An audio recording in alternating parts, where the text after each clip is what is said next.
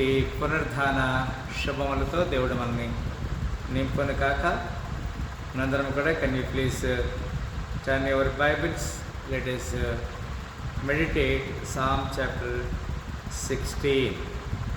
కీర్తనలు 16వ అధ్యాయం నుంచి కొన్ని అమూల్యమైనటువంటి హెచ్చరికలు దేవునికి లేఖ నుంచి మనం చూడగలుగుతున్నాం. అంటారా ఈ కీర్తనలు 16వ అధ్యాయంలో మనం చూసినట్లయితే ఇక్కడ ఒక మాట మనం చూడగలుగుతున్నాం. ఇక్కడ ఏమని చెప్తున్నాడంటే 2వ వచనంలో, నీవే ప్రభుడవు, నీకంటే నాకు క్షేమాధారం ఏదియు లేదని యెహోవాతో నేను మనవి చేయుదును. ఈ సాయంకాల సమయంలో దేవుడు మనతో హెచ్చరిక చేస్తున్న మాటలు ద్వారా, నీవే ప్రభుడవు, నీకంటే నాకు క్షేమాధారం లేదని యెహోవాతో నేను మనవి చేయను. ఈ లోకంలో మనకి ఎవరు కూడా మరి ఆధారం లేరు. రోమిలికి రాసిన పత్రిక 11:35లో ఈ విధంగా రాయబడినది. రోమిలికి రాసిన పత్రిక 11:35, ముందుగా ఆయనకిచ్చి ప్రతిఫలము పొందగలిగిన వాడు ఎవడని చెప్తున్నాడు. దేవునికి మనము ఇచ్చే విషయం గురించి ఆ మాట చెప్తూ ఆయనే మనకి క్షేమాధారముగా ఉన్నాడనే మాటను మనం చూడగలుగుతున్నాం. యోబు 22, యోబు గ్రంథం 22వ అధ్యాయం 2వ వచనం విధంగా రాయబడినది. యోబు గ్రంథము 22వ అధ్యాయం 2వ వచనం, నరులు దేవునికి ప్రయోజనకారులు కాగలరా? కారు. బుద్ధిమంతులు తమ మటుకు తామే ప్రయోజనకారులై ఉన్నారు. 3వ వచనం, నీవు నీతిమంతుడివై ఉండుట సర్వశక్తుడగు దేవునికి సంతోషమా? నీవు యథార్థవంతుడివై ప్రవర్తించుట ఆయనకు లాభకరమా?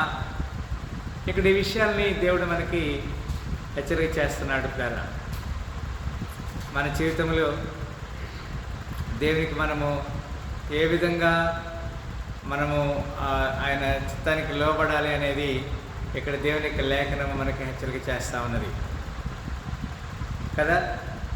అంత మాత్రమే కాదు, అక్కడే యోబు 35:7 ఏ విధంగా రాయబడింది. యోబు గ్రంథము 35:7, నీవు నీతిమంతుడవైనను ఆయనకు నీవేమైనా ఇచ్చుచున్నావా? ఆయన నీ చేత ఏమైనా తీసుకొనునా? నీ వంటి మనుషునికే నీ చెడుతనపు ఫలము చెందును, నరులకే నీ నీతి ఫలము చెందును అంటాడు. ఈ మాటలన్నీ కూడా మొట్టమొదట మనం చదివిన కీర్తనకి ఇవన్నీ కూడా, నీవే ప్రభుడవు, నీకంటే క్షేమాధారం ఏది లేదు. మనము క్షేమము, సంతోషము, సమాధానము ఎక్కడ దొరుకుతుందంటే కేవలము దేవుని దగ్గరే దొరుకుతుంది. పిల్లరా, మనుషుల్ని నమ్మినా కానీ మనుషుల మనకి క్షేమాధారం దొరకదనే మాటలు తెలియజేస్తున్నాడు. కీర్తనలు 8వ అధ్యాయము 1వ వచనం విధంగా రాయబడింది. కీర్తనలు 8వ అధ్యాయము 1వ వచనం ఏమన్నాడు అక్కడ? యెహోవా మా ప్రభువా, ఆకాశములలో నీ మహిమను కనబరచువాడా, భూమి అంతటా నీ నామం ఎంత ప్రభావం గలది. మనము దేవునికి ఎంతో ప్రభావ మహిమను ఇచ్చేవారిగా దేవుడు కోరుకుంటా ఉన్నాడు. ప్రేర అక్కడే 27:8లో కూడా, అక్కడే కీర్తన 27:8లో, నా సన్నిధి వెతుకుడని నీవు సెలవీయగా, యెహోవా నీ సన్నిధి నేను వెతకదనని నా హృదయము నీతో అనేను అంటున్నాను. ఎస్, దేవుని సన్నిధిని మనం వెతకాలి, దేవుని సహవాసాన్ని మనం వెతకాలి. ఆయన కంటే క్షేమాధారం మనకెవరు లేరు అని ఇక్కడ లేఖనములో దేవుడు మనల్ని హెచ్చరిక చేస్తున్నాడు. ఈ లోకంలో మనుషుల్ని నమ్మటం వల్ల ఉపయోగం ఏమీ లేదనే మాట ఇక్కడ హెచ్చరిక చేస్తా ఉన్నాడు కదండి. అంత మాత్రమే కాదు, 50వ అధ్యాయము 9వ వచనం విధంగా, కీర్తనలు 50వ అధ్యాయము 9వ వచనం చదువుమా.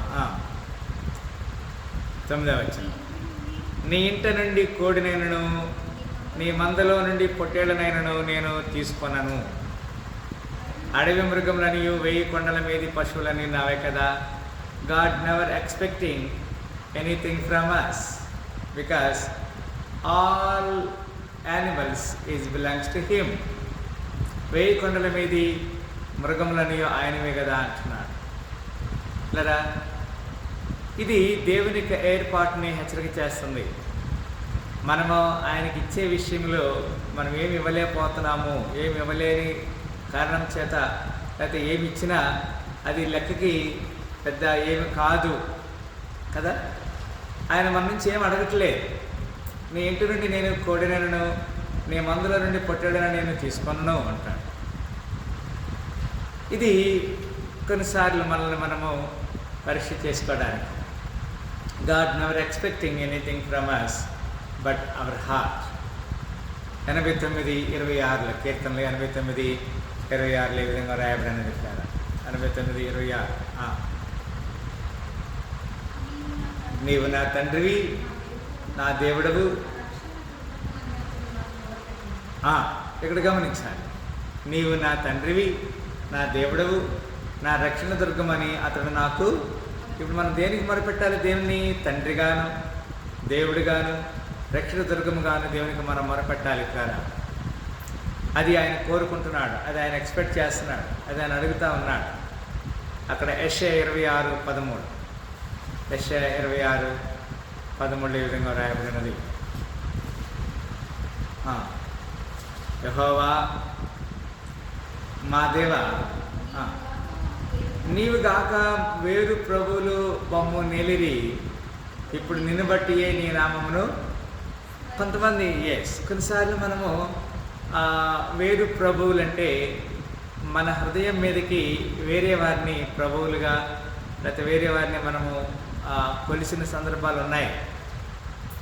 అందుకే నీవుగాక మాకు వేరే ప్రభువులు ఉండిరి అని చెప్తున్నాడు. అంటే దాని ఉద్దేశం దేవునికి ఇవ్వాల్సినటువంటి ప్రాధాన్యత దేవునికి ఇవ్వనప్పుడు మనం వేరే వాళ్ళకి మన ప్రాధాన్యత ఇస్తున్నామేమో అనేది ఇక్కడ తెలియజేస్తున్నాడు. యెహోవా మా దేవా, నీవుగాక వేరు ప్రభువులు మమ్మల్ని ఎలిరి, ఇప్పుడు నిన్ను బట్టి నీ నామమును స్మరింతుము. అంటే ఇంతకుముందు కొంతమంది ఏం చేశారంటే వేరే దేవుళ్ళు దేవతలు అనబడేవారు, ఆ విధంగా వారిని నాకు ఇవ్వాలి అని, నాకు బలి ఇవ్వాలని, అట్లా వేరే వాళ్ళు మమ్మల్ని వేలేరు, వేరే ప్రభులు మమ్మల్ని ఏలిరి.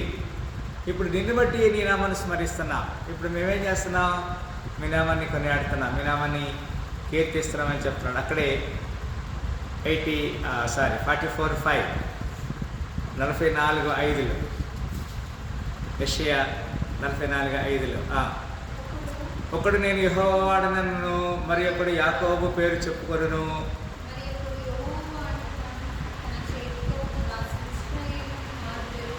అది చూసారు బ్రదర్. ఇక్కడ వాస్తవానికి we should give priority to the creator of the universe. ఈ సృష్టికర్తని దేవునికి మాత్రమే మనం ప్రాధాన్యత ఇవ్వాలి, కానీ వేరెవరికి ప్రాధాన్యత ఇవ్వడానికి దేవుడు ఇక్కడ ఒప్పుకోవట్లేదు కదా.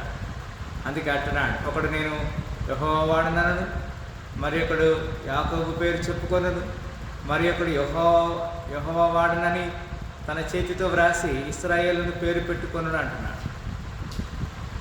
యాకోబు ఎవరు? యాకోబుని దేవుడు పేరు పెట్టి పిలుచుకున్నాడు, దేవుడు ఏర్పాటు చేసుకున్నాడు. యాకోబుని ఇశ్రాయేలుగా దేవుడు తీర్మానం చేశాడు.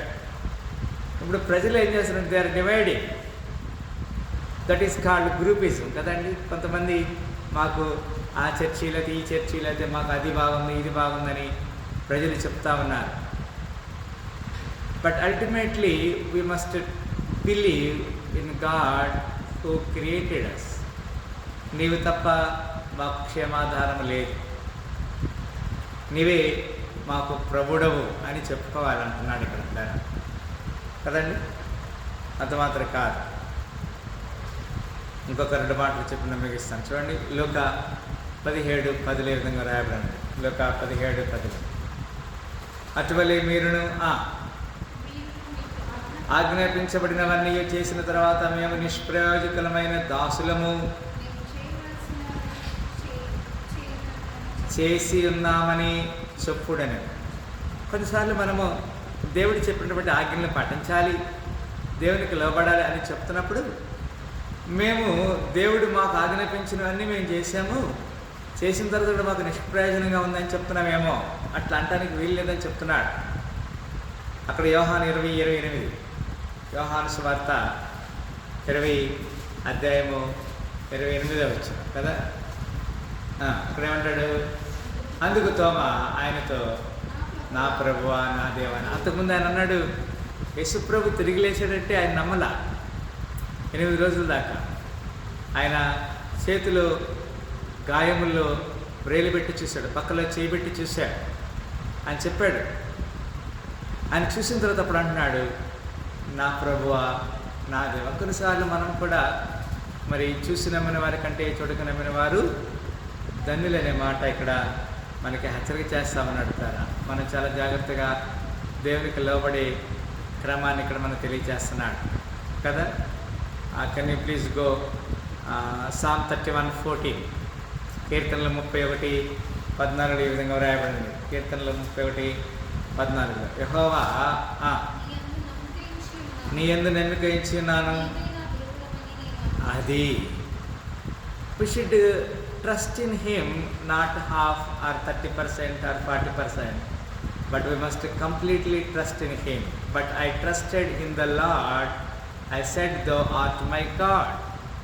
నేను నీ యందు నమ్మిక ఉంచాను, the reason you are my God. యెహోవా నీ యందు నమ్మిక ఉంచున్నాను, నీవే నా దేవుడు అని నేను అనుకొనిచున్నాను. సరే, మరి దేవుని యందు కంప్లీట్గా మనము నమ్మిక ఉంచాలనే మాటని ఇక్కడ తెలియజేది. అక్కడ 73:25, 73:25, 73:25. ఆకాశమందు నీవు తప్ప నాకెవరున్నారు, నీవు నాకుండగా లోకమందు ఏదియు నాకు అక్కర్లేదు. సరే గమనించండి, when we trust in him completely, nobody else we need. మనకి ఇంకెవరు కూడా అవసరం లేదు, ఆయనే మనకి మరి సంపూర్ణంగా ఉన్నాడు. అక్కడే 91:2 ఆయనే నాకు ఆశ్రయము, నా కోట, నేను నమ్ముకొను నా దేవుడని నేను యెహోవాను గురించి చెప్తున్నాను. కొన్నిసార్లు మనము అక్కడ చక్ర మాట అంటాడు, he is my refuse and my fortress, my God, in him will I trust. ఆయన నా కోట, నా కొండ అని మనం నమ్మాలి కదా. ఈ లోకంలో ఏ వ్యక్తిని అంతగా నమ్మటానికి వీలు లేదు. లాస్ట్ అండ్ ఫైనల్ జకరియా 13:9, జకరియా గ్రంథము 13వ అధ్యాయము 9. ఆ 3వ భాగమును నేను అగ్నిలో నుండి వెండిని తీసి శుద్ధపరిచినట్లు, జకరియా 13:9. శుద్ధపరచను, బంగారమును శోధించినట్లు వారిని శోధించును, వారు నా నామమును బట్టి మన ఆలకింతును.